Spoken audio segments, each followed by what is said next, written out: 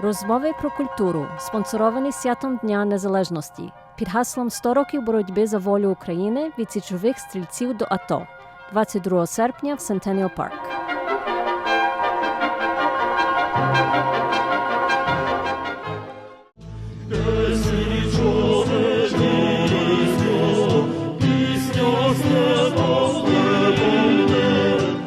When most people ruminate on their personal or group history, they are inevitably drawn to the episodes of persecution and suffering they encounter there. This is a natural psychological process. The history of Ukraine is rife with painful episodes that draw people's attention, and we hear about them often. Here I would like to focus on a fundamentally inspirational time in Ukrainian history, the period of the inception and activity of the Ukrainian Sich Riflemen, who helped Ukraine achieve independence in 1918.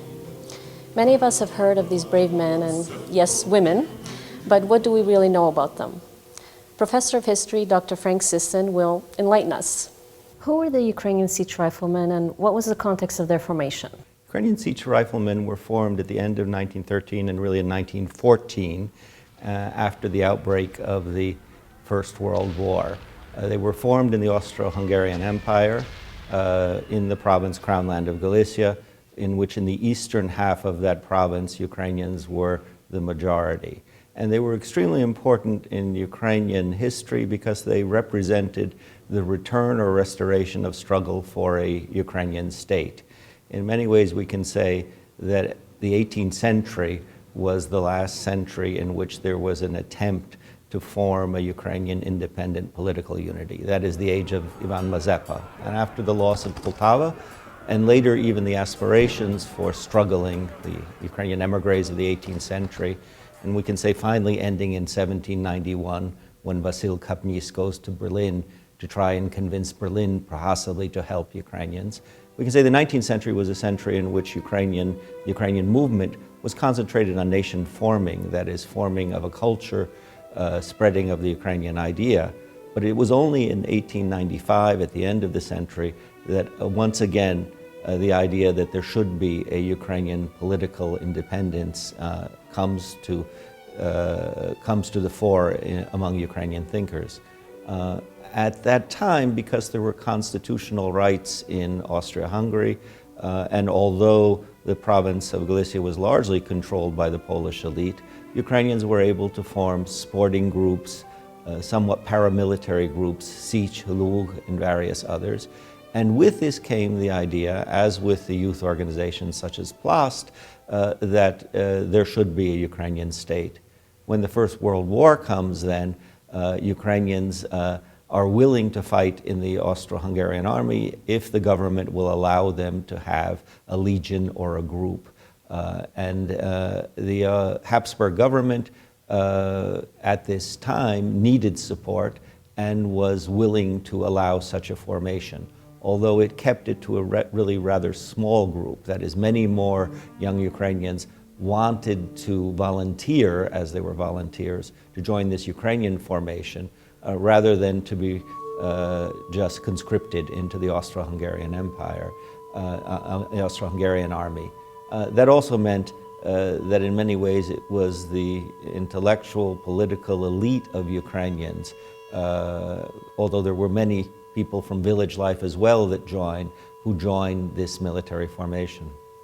So you're saying that there was a cap on this Yes. the number? Yes, very definitely a cap, and many were sent home who tried to volunteer because initially they're only taking 2,000 into the unit. Later the units begin to grow. Of course, from the point of view of the Habsburgs, they needed this support from many of the nations or groups or nationalities of the empire, but there were, of course, contending ones. They also allow the formation of Polish legions, and obviously the goal of the Polish legions to restore a Polish state and that of the Ukrainians could conflict. Although we should remember that from the point of view of the Habsburgs, that Ukrainian state was not going to be in the Habsburg Empire. These groups are joining to fight against the Russian Empire with the hope that in this case, the Ukrainian territories of the Russian Empire could eventually be, they could win support with a central power victory, with the victory of the Habsburgs over the Russians, to allow a Ukrainian state, or at least autonomous unit, to be formed on that territory in the east. Now, what were some of the consequences of the Russian occupation of Galicia during World War I? The Russian occupation of Galicia was viewed as the reunification of the Russian lands. The Romanov family was involved in this and travels to these territories. Indeed, we can argue that one of the major war aims of Russia was the occupation of eastern Galicia. It was for them very important. It would have stamped out the Ukrainian movement in their minds. It also would fulfill certain neo-Slavophile and Orthodox dreams. There also is a persecution of the Ukrainian Greek Catholic Church. So from the point of view of St. Petersburg, this was extremely important as they move into their territories. I might add that Ukrainians were not the only group to suffer. The Russian authorities treat the Jewish population of eastern Galicia very badly, and there are long-term memories of that as well. And the Ukrainian cause, therefore, is associated with Vienna and to a degree with Berlin against St. Petersburg because of the Russian imperial authorities' attitudes. This is also the time, as soon as the war begins, that they close down all Ukrainian activities in eastern Ukraine. There had been a little bit of liberalization after 1905. Already it was declining just before the war, and this gives the Russian imperial authorities the excuse to clamp down on all Ukrainian activities. And were any well-known figures repressed at that time? Yes, well, first, the Metropolitan of the Ukrainian Greek Catholic Church, Metropolitan Andrij Rawlyk, is arrested, deported to Russia, where he spends much of the war, and this was associated, therefore, with the attacks on the church. Mikhailo Hrushevsky, who was a professor of the University of Lviv, was a Russian citizen, and he hoped that by returning to the Russian Empire, he would in some way show that the Ukrainian movement was not anti-St. Petersburg. He hoped, I think, to save the Ukrainian activities in Kyiv because of this. He is arrested and as well deported into the Russian heartland. And then throughout eastern Galicia, almost all Ukrainian activists were under surveillance. The prosvita, or reading room, in villages were often disbanded by the Russian authorities. I might say that for the Russian army, this posed considerable problems because a large number of the troops coming into eastern Galicia were Ukrainians. And in a certain way, this was a meeting of eastern and western Ukraine.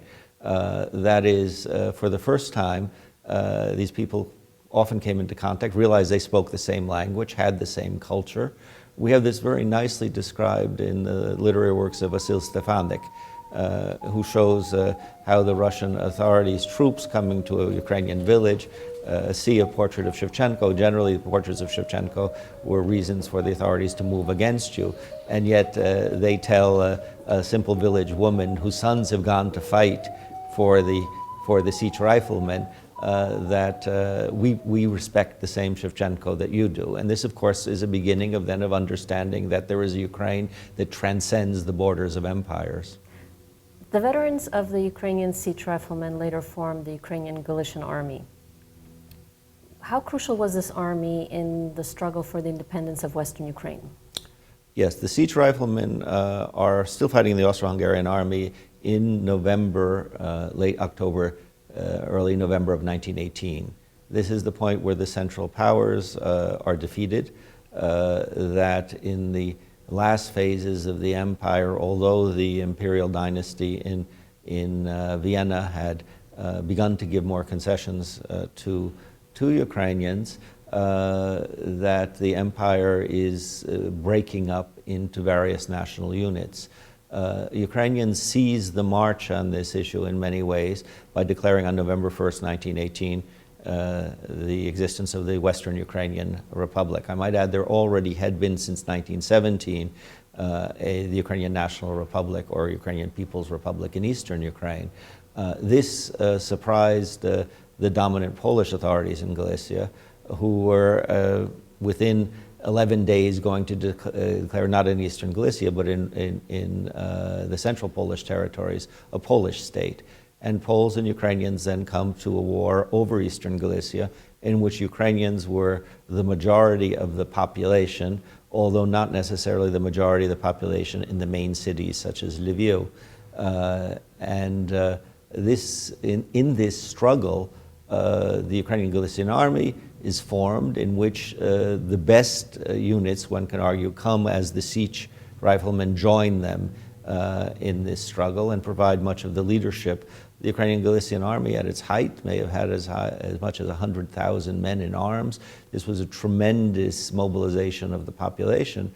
Their major problem was that unlike Poland, which could turn to the victorious allies and above all France for support, the Ukrainian cause could turn to no one, and it hoped initially that the Ukrainian National Republic, or then the government, which is being restored just at this time in eastern Ukraine, would be able to provide them support. But it, of course, is facing the Bolsheviks and the Russian whites, and so there are too many enemies for these two Ukrainian armies, which eventually will come together.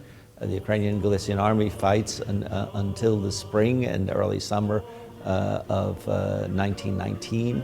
It's ultimately driven out of eastern Galicia because of the arrival of the so-called Haller troops, the troops that had been came from France, largely armed by France, with Poles from various groups, including from North America, fighting. This drives the Ukrainian Galician Army across the Zbruch, those who are not imprisoned or interned or flee to Czechoslovakia, which is also arising as a new state. That struggle, as with the formation of the Sich Riflemen, can be seen as crucial moments in Ukrainian history. In 1914, because it meant the restoration of a struggle for Ukrainian independence, and then the struggle for Galicia because it showed the ability of the Ukrainian movement to mobilize a large part of the population in its support, and of course to reject Polish rule, which is imposed in the middle of 1919.